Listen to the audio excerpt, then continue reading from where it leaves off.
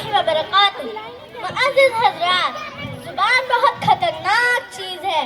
नबी सल्लल्लाहु अलैहि वसल्लम हमेशा उसकी हिफाजत की तलक़ीन किया करते थे, क्योंकि यही वो ज़बान है जो झूठ बोलती है, यही वो ज़बान है जो झूठी कसम खाती है, यही वो ज़बान है जो चुगली करती है, और यही वो ज़बान है जो गाली देती है। ताज्जुब है, हमें मालूम ही नहीं होता, क्या हम इसे गुनाह ही नहीं समझते। ग़ीबत भी एक ऐसा गुनाह है जिसमें हर कोई मुलव्विस है, मर्द हो या औरत, जवान हो या बूढ़ा, आलिम हो या जाहिल। इसीलिए आप हजरात के सामने ग़ीबत का एक ड्रामा पेश करने जा रहे हैं। इस ड्रामे के किरदार हैं रुक़ैया, उनसास मेहरुनबी, सास की पड़ोसन बहन बदरुन्निसा, बहू सुमैया, बहू की पड़ोसन सहेली नजमा। आप हजरात से गुजारिश है कि गौर से देखिए और गौर से सुनिए इंशाअल्लाह।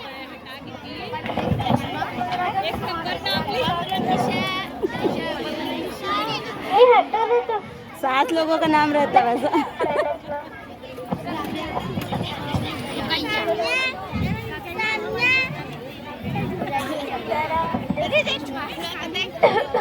अस्सलामुअलैकुम वरहमतुल्लाहि वबरकातुहू। वालेकुम अस्सलाम। बहुत दिनों से मुलाकात नहीं हुई, बैठो बैठो। ये बहन कौन है? ये मेरी मेहमान बहन है, मुंबई से आई है और दीन के बारे में बहुत अच्छी मालूमात रखती है। अरे मैं तो बातों में हैरियत कुछ नहीं भूल गई। हैरियत से है कहाँ की हैरियत, जी रही हूँ जैसे तैसे वक्त पूरा करके दुनिया से जाना है। अरे अब्बा जान, अल्लाह ने आपको क्या कम किया है, शानो आबाद कर दिया है और बेटे की भी अच्छी नौकरी है, शानो खिदमत जैसी शानदार बहू है, और क्या चाहिए। खामोश है, मेरा मुँह ना खुलवाए। कैसा बेटा कैसी बहू, इन्हें तो बूढ़े लोगों की जरूरत का एहसास ही नहीं है कि किस हाल में है, तबीयत कैसी है, किसी को फिक्र नहीं। बस हमको अपने लिए बोझ समझते हैं और सोचते हैं जल्द से जल्द कैसे छुटकारा मिलना। और क्या बताऊं बहन, और बहू रानी का हाल तो पूछो ही न को, ना ही घर की सफाई, ना नाश्ता, ना चाय, ये सारी बातें नल के बड़ों के सिखाने से आती है। लगता है इसको कुछ भी सिखाने ले गया होगा।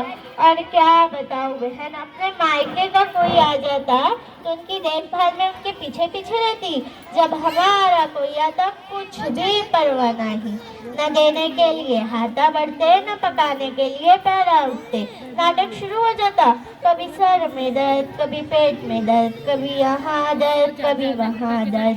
खाने का हाल तो पूछो ही न को, चाय बनाएंगी जैसी काली अम्मास की रात, और दाल बनाएंगी जैसे तालाब का गदला पानी, और चावल ऐसे जिसे खाए तो पेट में दर्द हो जाए। और हर 2 दिन के बाद मायका याद आ जाता, जाके माँ के पल्लों से बन जाती, आने का नाम ही नहीं लेती। अरे अब्बा जान, आपकी बहू इतना कुछ करती है, आप कुछ बोलती क्यों नहीं? देख बहन, बोलते बोलते तंग आ गई हूँ। अब कुछ बोले तो हमारे शहजादे के पेशानी के पर बल पड़ने लगते, इसलिए खून के खुद पी के खामोश रहना पड़ता। अरे बच्चों, मैं तो तुमको चाय पिलाना ही भूल गई। चलो सेट आउट में बैठकर चाय पीते। ए बेटा बैठ जा। ड्रामा कंटिन्यू है, प्लीज कहीं मत जाइए। ड्रामे में ट्विस्ट अभी बाकी है, तो लेट्स सी। ये थी सास और सास की पड़ोसन सहेली, दिल खोल कर अपनी बहुओं की ग़ीबत कर रही थी। अल्लाह माफ करना, इनकी बुरी हालत है। अब देखते हैं बहू इनकी अपनी सासों की कैसी तारीफ करते हैं। मैं पर हेलो,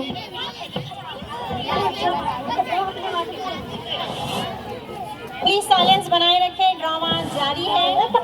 हेलो, आप लोगों से गुजारिश है कहीं ना जाइए।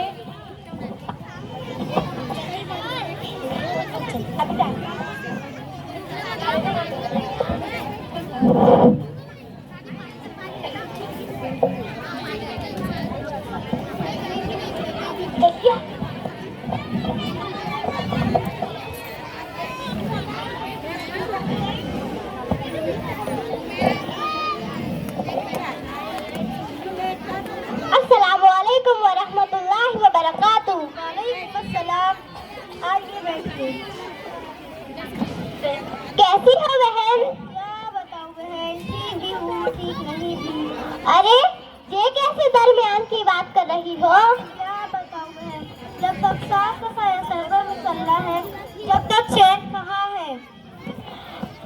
सुमैया, तुम कितनी खुशकिस्मत हो कि तुम्हारे सर पर सास का साया है। नजमा, क्या खुशकिस्मती की शर्त लगा रखी हो? भला वो भी कैसे चैन से रह सकती है जिसकी मेरे जैसी सास को। एक बात पूछूं? हाँ पूछो। औरतों की सास में सबसे खुशकिस्मती की औरत कौन सी है, क्या तुम्हें मालूम है? नहीं। वो सारे इंसान की माँ हज़रत हव्वा अलैहिस्सलाम है। वो क्यों? क्योंकि उनकी कोई सास और ननद नहीं। तुम अपनी सास से इतना परेशान क्यों हो? वो सास नहीं, परेशानों का घर है। जब देखो नाक चढ़ा मुझसे अलग रहती है। मैं खाना खाऊं तो परेशानी, मैं उठूं तो परेशानी, मैं बैठूं तो परेशानी, मैं कुछ बोलूं तो गुस्सा, मैं कुछ ना बोलूं तो माक्रोश, मेरे हर काम पे नखराचीनी। हिम्मत अफजाई की एक भी ना सुनो। मेरा चलता है, छोड़ो, तुम अपना सुनाओ। क्या बताऊं, मुझे तो जरा भी चैन नहीं। मेरी तलाशशुदा ननद है, दिन और रात मेरा सर पका रखा है। मैं तो बात ही बन गई हूँ। इसकी भी खिदमत करूँ और इसकी भी खिदमत करूँ। नखरे अलग, ये अच्छा नहीं, वो अच्छा नहीं। हर वक्त ताने सुनने मिलते हैं, डबल डबल खाना बनाना पड़ता है। अभी मैं नाश्ता बनाने में लगे रहती हूँ और अभी मेरा खाना भी नहीं बनता। ननद और उसके सारे बच्चे सारा खाना खत्म कर देते। अगर मुझे कुछ खाना होता तो खाना फिर से बनाना पड़ता या तो फिर बचा कुचा ही खाना पड़ता। मैं तो सोचती हूँ कि ये मेरी मुसीबत